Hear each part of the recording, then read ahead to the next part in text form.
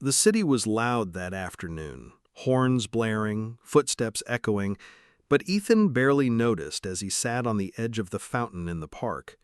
His thin jacket did little to shield him from the cold breeze, and his stomach ached with hunger.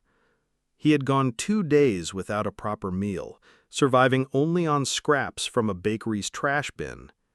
His eyes followed people as they walked by, well-dressed parents with their children, office workers holding steaming cups of coffee, students carrying backpacks filled with books. He looked like one of them once. That felt like another lifetime. Now the streets were his home, the sky his ceiling, and hunger his constant companion. He pulled his worn backpack closer to him, the one thing he owned that hadn't been stolen yet. Inside were a few papers, scribbled with notes and stories he had written when he still believed in dreams. He sometimes read them to himself to remember that once life had been different. But no matter how many words he wrote, he couldn't escape the reality of who he was now. A homeless teenager in a city that didn't care.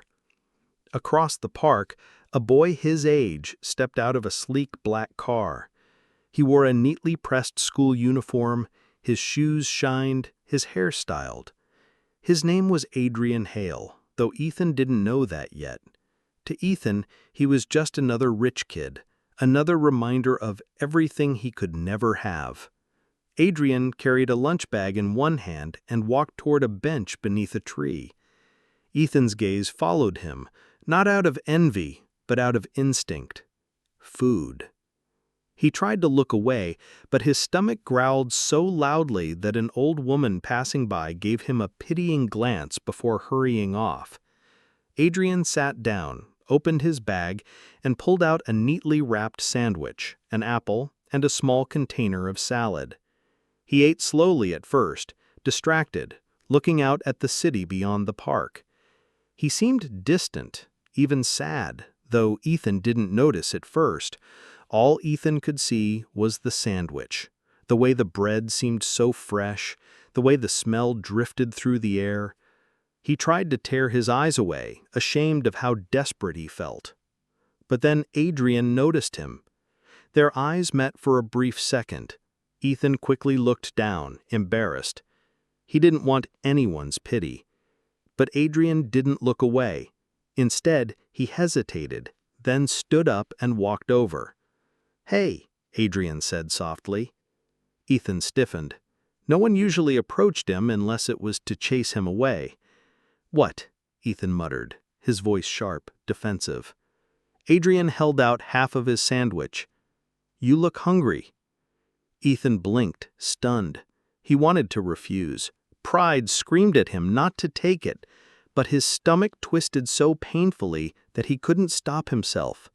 He reached out slowly, his hand trembling, and took it.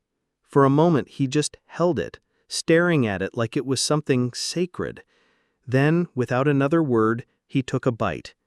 It was the best thing he had tasted in months. Adrian sat down beside him, as though it were the most natural thing in the world. "What's your name?" Ethan chewed slowly, reluctant to answer. People usually didn't ask his name.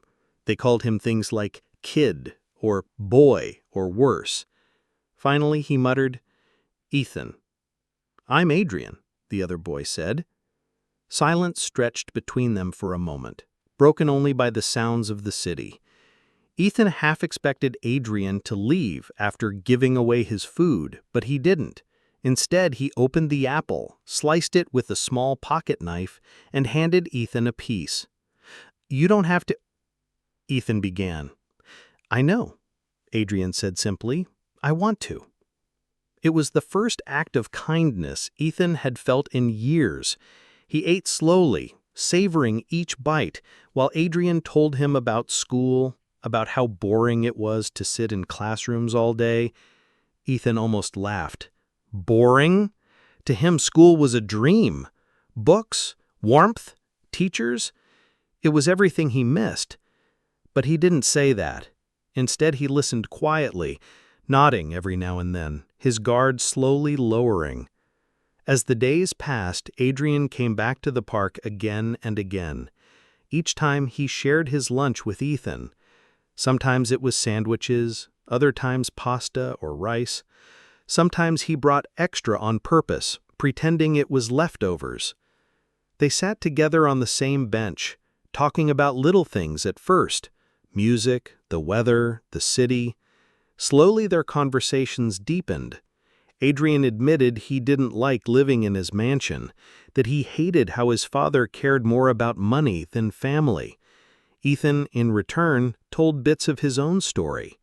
He spoke of his mother, who had worked herself sick before passing away, and of the father who had left them long ago. He didn't share everything at once, but Adrian never pushed. He just listened, and that was enough. For Ethan, it was strange to feel seen again. People usually ignored him, pretended he didn't exist. But Adrian treated him like an equal, like a real person. It scared him at first. Friendships were dangerous. People always left. But Adrian kept showing up, day after day, with a smile and a sandwich. One afternoon, as they sat together, Adrian pulled out a small notebook.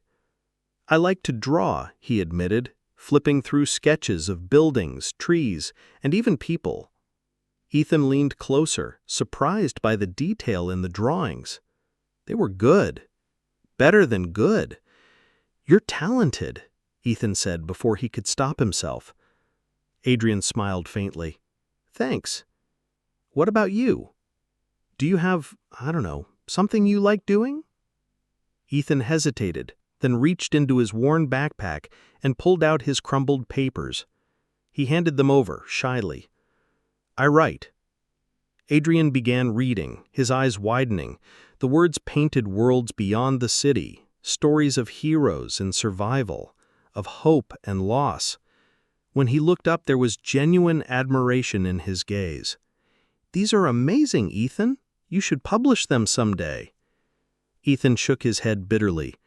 "People like me don't get to publish books." "Why not?" Adrian pressed. "You're good. And if you want it badly enough, maybe you can." The words lit something in Ethan he thought had died long ago, a spark of hope. But hope was dangerous, and the city was cruel. One evening, Adrian's car pulled up to the park. His father, Victor Hale, stepped out instead of Adrian. Tall, sharp-suited, with eyes cold as steel, he spotted Ethan sitting on the bench. "So you're the boy," Victor said, his voice dripping with disdain. Ethan stood quickly, his body tense. "I don't want trouble." Victor stepped closer, towering over him. "Then stay away from my son. He doesn't belong with people like you." Ethan clenched his fists but said nothing. He didn't want to ruin Adrian's life. He just nodded, turned, and walked away, his chest burning with anger and shame. That night, Adrian called out for Ethan in the park, but he didn't show. For the first time since they had met, the bench was empty. Adrian sat there alone, holding the lunch he had brought, his heart sinking with fear that maybe Ethan was gone for good. But Ethan wasn't gone. He was nearby, watching from the shadows, torn between wanting to protect Adrian from his father's wrath and the aching need for the only friendship he had left. And deep inside, he knew this was just the beginning of something far bigger than either of them could imagine. Adrian refused to give up. The next day, he returned to the park, his lunch in hand, and waited on the bench. He stayed there until the sun dipped behind the skyline, but Ethan never appeared. He tried again the following afternoon, and again the day after that. Still nothing. Adrian's chest ached with a heaviness he couldn't shake. He didn't know what had happened, only that the thought of never seeing Ethan again filled him with an emptiness he hadn't felt before. Ethan, meanwhile, kept his distance. After Victor Hale's warning, he convinced himself it was safer this way. Safer for Adrian, safer for himself. Attachments were dangerous, and friendships never lasted. People left. They always left. So he stayed hidden, drifting through the city's alleys, scraping by as best he could, though every corner of his heart ached with the memory of Adrian's smile, his laughter, his kindness. A week passed before fate brought them together again. Ethan was crouched behind a grocery store late at night, digging through a dumpster for anything edible, when he heard footsteps. He froze, ready to run, until a familiar voice called softly, "Ethan!" His heart stopped. Slowly, he turned. Adrian stood there, his school blazer wrinkled, his hair messy as though he had run all the way from somewhere. He held a flashlight, and in his other hand, a small bag. "What are you doing here?" Ethan whispered harshly, looking around. "If your father—" "I don't care about my father," Adrian cut in, his voice shaking with frustration. "I care about you. Do you have any idea how worried I've been? You just disappeared." Ethan's chest tightened. He wanted to tell Adrian to go home, to forget him, but the words caught in his throat. Then Adrian held out the bag. "I brought food. Please, just sit with me." Ethan's resolution crumbled. They sat on the curb behind the store, the city buzzing around them, sharing bread and fruit under the glow of a flickering streetlight. For a while, neither spoke. Then Adrian whispered, "My father found you, didn't he?" Ethan stared at the ground. "He told me to stay away. Said you don't belong with people like me." Adrian's jaw clenched. "He doesn't get to decide who I care about. You're my friend, Ethan. More than that, you're the only person who really sees me." The words hit Ethan harder than he expected. He swallowed, blinking back the sting in his eyes. No one had ever said that to him before. "I don't want to ruin your life," he murmured. "You won't," Adrian said firmly, "but if you disappear again, that'll ruin mine." Something in Ethan broke then, and for the first time in years, he let himself believe he wasn't completely alone. From that night on, their bond grew stronger. They met in secret, away from Victor Hale's watchful eyes. Sometimes in the park, sometimes in abandoned buildings, sometimes in quiet corners of the city where no one would notice. Adrian always brought food, and Ethan always brought stories. They talked for hours about their dreams, their fears, their pain. Adrian confessed how suffocating his life felt, how his father treated him like a business project instead of a son. Ethan admitted how much he missed his mother, how the loneliness of the streets sometimes felt unbearable. One rainy evening, as they huddled beneath the awning of a closed cafe, Ethan finally asked the question that had been burning in his mind. "Why me, Adrian? You could be friends with anyone. Why a homeless kid?" Adrian looked at him steadily. "Because you're real. Everyone else puts on masks. They laugh at jokes they don't find funny, pretend to care about things they don't, but you don't hide who you are. With you, I can actually breathe."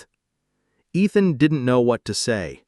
No one had ever valued him for simply being himself. That night, as the rain poured and the world seemed to vanish in the storm, Ethan realized something terrifying. He needed Adrian. But secrets have a way of surfacing. One afternoon, Victor Hale left work early. He was on his way home when he spotted Adrian's car parked near the park. Suspicion gnawed at him, and when he followed, his worst fears were confirmed. There was his son, sitting on the bench, laughing with that boy again. The sight made his blood boil. Later that evening, Victor confronted Adrian.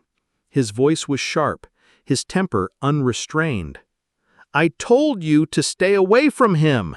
He's nothing, Adrian. Do you hear me? Nothing.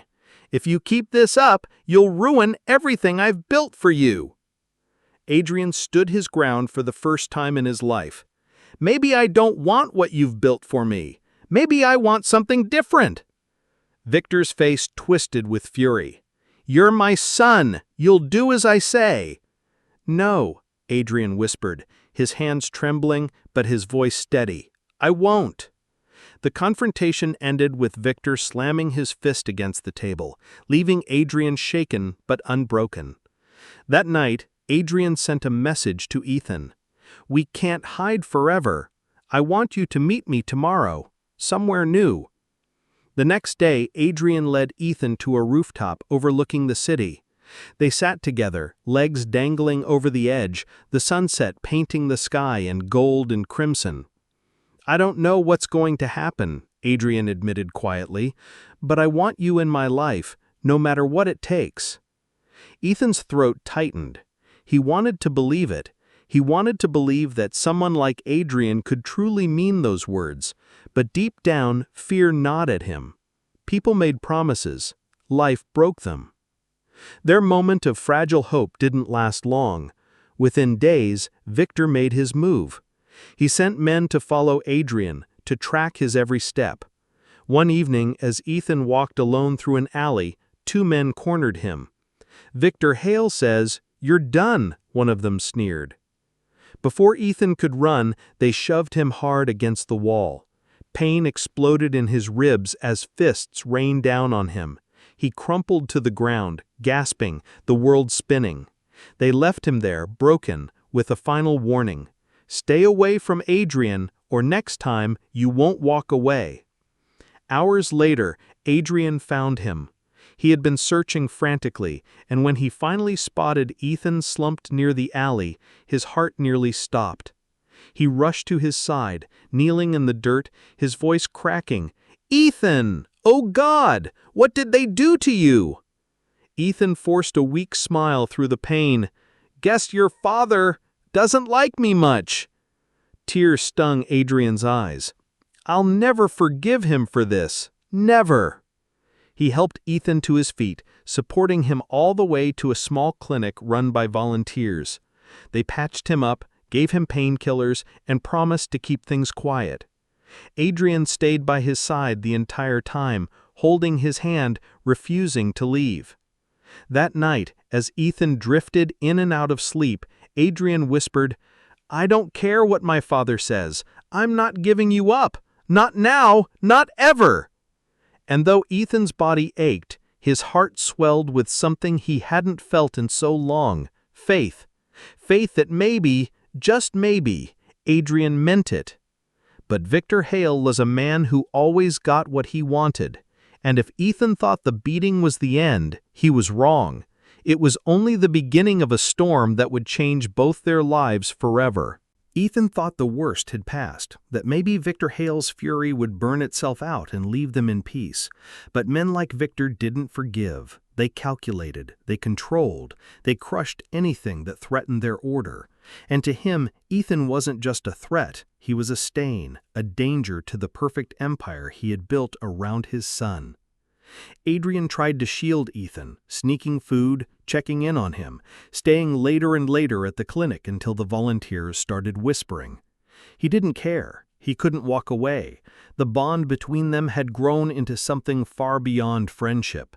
Every time Ethan winced from his injuries, every time his smile flickered but returned, Adrian felt a surge of fierce protectiveness. One evening while Ethan rested, Adrian returned home to find his father waiting. Victor was seated in the darkened living room, a glass of scotch in his hand, his expression cold.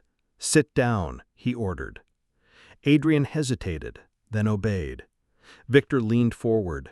"I've given you everything, Adrian. Education, wealth, a future people would kill for. And yet you choose to throw it all away for him. A boy with nothing. A boy who will drag you down into the gutter with him." Adrian's fists clenched. "He's not nothing. He's worth more than all this." He gestured to the grand house around them. "Because he's real. He cares. And I care about him." Victor's jaw tightened. "You're blinded. That boy is a parasite. He'll take everything from you. And when he does, don't come crawling back." Adrian stood, his heart pounding. "Maybe I don't want to come back." For a moment, father and son stared at each other, years of silence and resentment boiling between them. Victor's face hardened into stone. "Then you're no son of mine." The words cut deep, but Adrian refused to flinch. He walked out, slamming the door behind him. Back at the clinic, Ethan noticed the storm in Adrian's eyes. "What happened?" he asked softly. Adrian sat down beside him, his voice breaking. "I think I just lost my father." Ethan reached for his hand, squeezing it gently, despite his injuries. "You didn't lose anything. You chose yourself. That takes more courage than most people will ever have." In that fragile moment, surrounded by peeling paint and the faint smell of antiseptic, they leaned closer. Their lips met in a tentative kiss, soft and trembling, but filled with a truth neither could deny. For the first time, Ethan felt what it meant to be wanted, not as a burden, not as a shadow, but as someone who mattered. And Adrian knew he had found someone worth fighting for, no matter the cost. But Victor Hale wasn't done. If he couldn't control Adrian through fear, he would control him through force. A few nights later, Ethan was leaving the clinic when a black car pulled up beside him. The doors opened and men stepped out. He tried to run, but they grabbed him, shoving a cloth over his mouth. The world spun, and then everything went black. When Ethan woke, he was in a dimly lit room. His wrists were bound, his body aching, the walls were bare, the air cold. And sitting across from him was Victor Hale himself. "You should have listened," he said calmly, as though discussing a business deal. "You should have stayed away. Now you've left me no choice." Ethan's voice was hoarse. "You can beat me, starve me, whatever you want, but you can't make me stop caring about him." Victor's expression flickered with something like annoyance. "You think this is about feelings. No, this is about legacy. My son will not throw his future away on a street rat."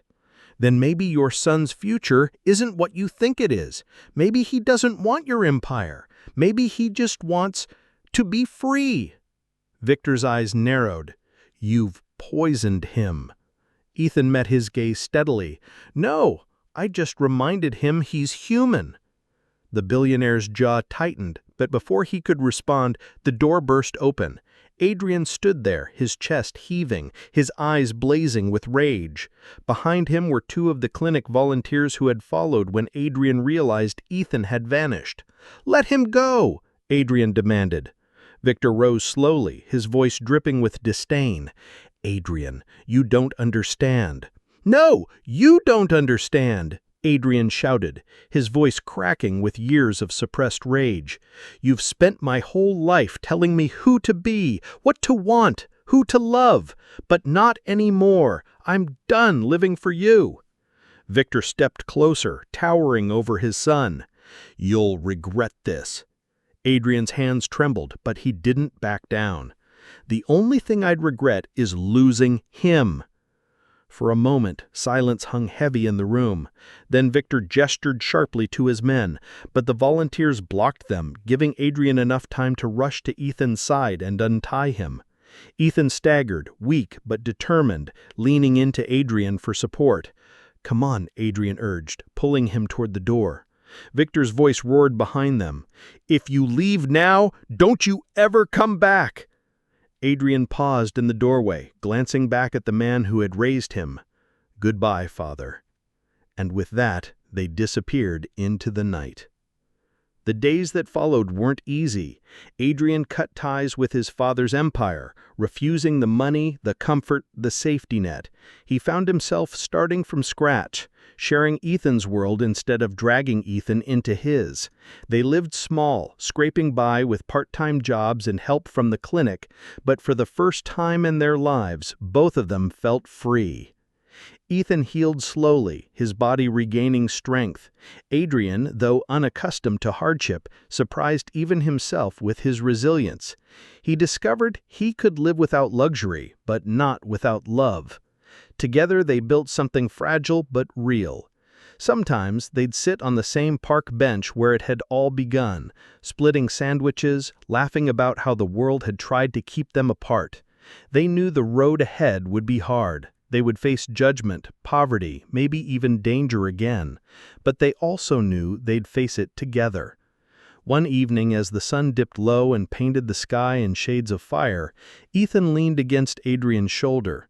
"Do you ever regret it, walking away from everything?" Adrian shook his head.